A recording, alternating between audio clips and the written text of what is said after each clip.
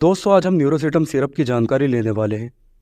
इस दवा की पूरी जानकारी हम कुछ सब टॉपिक्स के अंतर्गत लेंगे, जैसे कि प्रोडक्ट का इंट्रोडक्शन, ये दवा किन्हें नहीं लेनी चाहिए, इस दवा को कौन बनाता है, प्राइस कितना है, कैसे काम करती है, क्या उपयोग है, इसे किन बीमारियों में लिया जाता है, इसके क्या लाभ हैं, साइड इफ़ेक्ट्स क्या हैं, डोज के बारे में जानकारी और किन दवाओं के साथ ये रिएक्शन कर सकती है।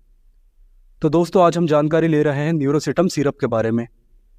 इसे माइक्रोलैब्स द्वारा मार्केट किया जाता है और इस समय इसका प्राइस लगभग 370 रुपये है।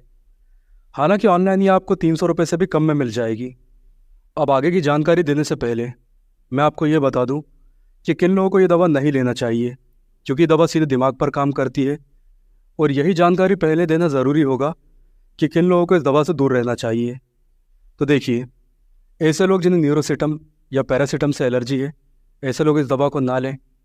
फिर वो लोग जिन्हें किडनी का कोई गंभीर रोग है, और ऐसे लोग जिनकी ब्रेन हेमरेज की हिस्ट्री रही है या ब्रेन में से खून बहने की, तो ऐसे लोग इस दवा को बिल्कुल भी ना लें। इसके अलावा यदि आप प्रेग्नेंट हैं या फिर हंटिंगटन जैसे किसी आनुवांशिक रोग से ग्रस्त हैं, तो भी आप इस दवा को बिल्कुल भी ना लें। चलिए दोस्तों, अब इस दवा की जानकारी लेते हैं कि ये क्या है और कैसे काम करती है। तो देखिए, यह न्यूरोसिटम सिरप है जिसमें कि एक सिंगल कंपाउंड पीरासिटम होता है। पीरासिटम एक न्यूट्रॉपिक है जो कि दिमाग और ब्रेन फंक्शन पर काम करता है। और मैं आपको ये भी बता दूं कि एक सिंथेटिक दवा है और लगभग पिछले 50 सालों से इसका उपयोग दिमाग से संबंधित समस्या को ठीक करने के लिए ही किया जा रहा है। जब पीरासिटम या इस सिरप को लिया जाता है, तब हमारा शरीर इसे कोलिन और यूरोडाइन जैसे मॉलिक्यूल्स में तोड़ देता है। इससे हमारे ब्रेन में ऑक्सीजन और ग्लूकोज से भरपूर ब्लड आसानी से पहुंचता है, जिससे कि ब्रेन की एक्टिविटी बढ़ जाती है और हमारा ब्रेन और इसकी कोशिकाएं हेल्दी बनी रहती हैं। इसीलिए न्यूरोसिटम के सेक्शन का उपयोग कई समस्याओं में किया जाता है, जैसे कि कॉग्निटिव एनहांसमेंट के लिए। ऐसे लोग या ऐसे बच्चे जिन्हें लिखने, पढ़ने, सीखने या समझने में परेशानी होती है, उन पर यह बहुत अच्छा काम करती है। याददाश्त बढ़ाने के लिए, खासकर बढ़ती उम्र के साथ अल्जाइमर और डिमेंशिया यानी कि भूलने की बीमारी को रोकने के लिए भी इसका उपयोग किया जाता है। आप जानते हैं कि बढ़ती उम्र के साथ दिमाग तक होने वाले रक्त प्रवाह यानी कि ब्लड फ्लो में कमी आती है। कम ब्लड मिलने के कारण दिमाग पर बुरा प्रभाव पड़ता है और याददाश्त खराब होने लगती है। साथ ही भूलने की बीमारी हो जाती है या फिर चीज़ें जल्दी याद नहीं आती। ऐसे में इस दवा के उपयोग से बढ़ती हुई उम्र के कारण भूलने की समस्या में हमें राहत मिल सकती है। हालांकि इसे बुजुर्गों के साथ ही बच्चे भी उपयोग कर सकते हैं, खासकर ऐसे बच्चे जिन्हें भूलने की समस्या है। इसके बाद इसका उपयोग है डिप्रेशन के ट्रीटमेंट में, क्योंकि कई अध्ययनों ने यह दिखाया है कि न्यूरोसिटम या पीरासिटम डिप्रेशन, स्ट्रेस और एंजाइटी के लक्षणों में राहत देती है, खासकर ऐसे डिप्रेशन में जहाँ व्यक्ति पर डिप्रेशन की किसी दवा का असर नहीं हो रहा है। ऐसे में यदि दवाइयों के साथ यानी कि डिप्रेशन की दवाइयों के साथ न्यूरोसिटम भी दिया जाए तो व्यक्ति को राहत मिलती है और दवाइयों का असर भी दिखने लगता है।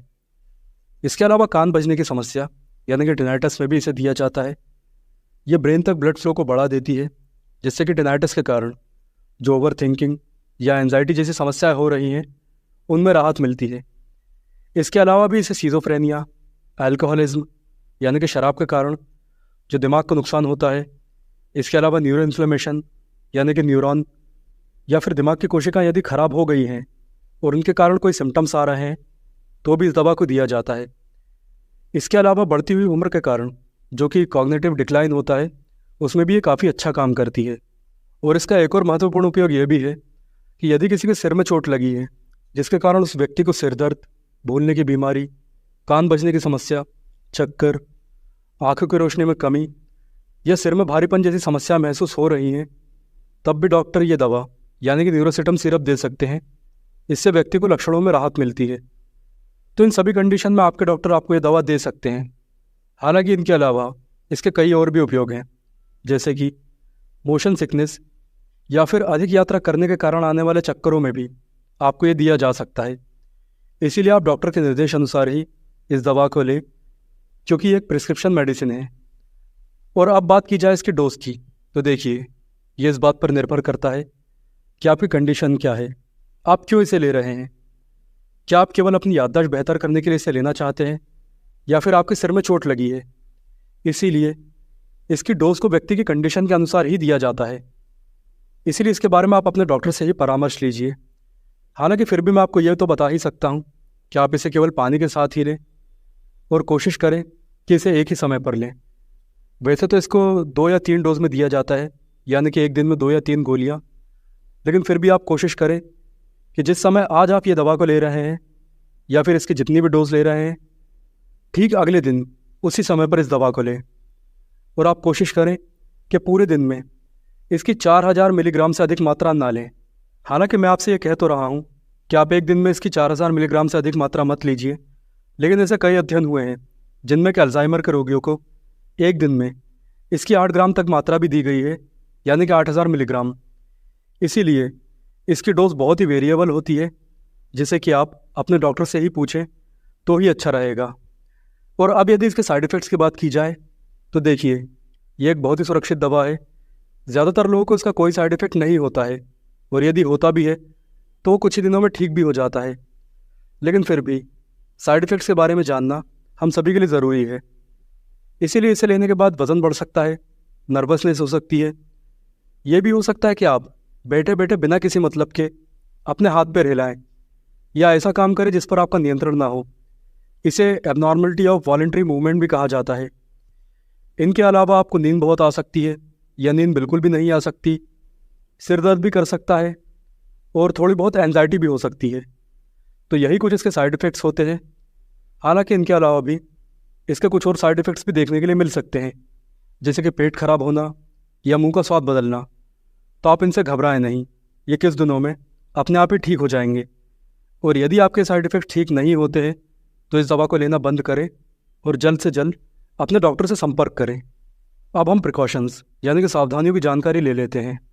तो देखिए, हालांकि हम प्रिकॉशंस की जानकारी पहले ही ले चुके हैं, लेकिन फिर भी आप ये जान लीजिए कि इसे शराब के साथ बिल्कुल भी नहीं लेना, इसे लेने के बाद गाड़ी नहीं चलाना, किडनी के लिए खतरनाक हो सकती है, हालांकि लिवर के लिए सुरक्षित होती है, और प्रेग्नेंट और ब्रेस्ट फीडिंग महिलाएं इसे केवल डॉक्टर की सलाह पर ही लें।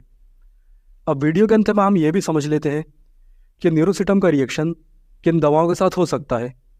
तो देखिए, क्योंकि आप इस दवा को अपने डॉक्टर की सलाह से ही ले रहे हैं, इसलिए डॉक्टर को ये जानकारी रहेगी कि आप इसके अलावा कौन कौन सी दवाएं ले रहे हैं, तो आप इस बारे में ज़्यादा चिंता मत करिए। लेकिन यदि आप न्यूरोसिटम के साथ एस्प्रिन या डिस्प्रिन जैसी दवाएं ले रहे हैं तो ये बहुत ही खतरनाक हो सकता है। जैसा कि मैंने आपको वीडियो में स्टार्टिंग में बताया था कि यदि किसी को किडनी का गंभीर रोग है या ब्रेन में ब्लीडिंग हो रही है या फिर ब्रेन हेमरेज है, तब ऐसे में एस्प्रिन लेने से ब्लीडिंग की समस्या वैसे भी बढ़ जाती हैं, क्योंकि एस्प्रिन खून को पतला करती है, जिससे कि आंतरिक अंगों में रक्तस्राव की संभावना बन जाती है। और जैसा कि आप जानते ही होंगे कि एस्प्रिन को किडनियों द्वारा शरीर से बाहर निकाला जाता है। ऐसे में यदि आप सिर दर्द को ठीक करने के लिए या बॉडी में किसी और दर्द को ठीक करने के लिए एस्प्रिन जैसी दवाएं ले रहे हैं और साथ में न्यूरोसिटम भी ले रहे हैं, तो खतरा और ज़्यादा बढ़ जाता है। इसलिए आप जब तक इस दवा को ले रहे हैं तब तक एस्प्रिन ना लें। यदि शरीर में दर्द हो भी रहा है, सिर दर्द भी हो रहा है, तो कोई दूसरी दवा ले लें, जैसे कि पैरासीटामोल, जो कि खून को पतला नहीं करती। तो दोस्तों, ये थी न्यूरोसिटम सिरप के बारे में वो जानकारी जो उन सभी के लिए ज़रूरी थी जो इसे लेते हैं या लेने वाले हैं। यदि इस बारे में आपको कोई सवाल है तो आप कमेंट बॉक्स में मुझे बताएं। और यदि ये जानकारी आपके लिए हेल्पफुल है तो आप इस वीडियो को लाइक और शेयर भी ज़रूर करें। And thanks for watching.